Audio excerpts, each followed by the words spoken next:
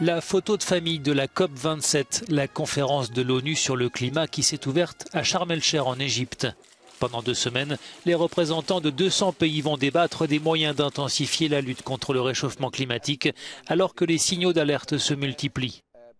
Pour le secrétaire général des Nations Unies, Antonio Guterres, il n'est plus possible de fermer les yeux et d'accepter que d'autres crises comme la guerre en Ukraine relèguent la question du climat au second plan.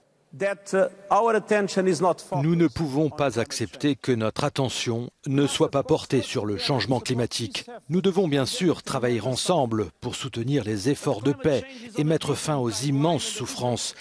Mais le changement climatique correspond à une autre échelle. C'est un problème majeur de notre époque. C'est le défi central de notre siècle. Il est inacceptable, scandaleux et défaitiste de le mettre en veilleuse.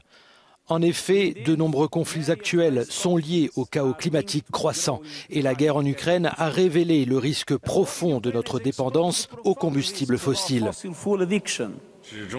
De nombreux chefs d'État et de gouvernement sont attendus à Sharm el-Cheikh, mais certaines absences interpellent, comme celle du président chinois Xi Jinping, alors que son pays est le premier pollueur de la planète, devant les États-Unis.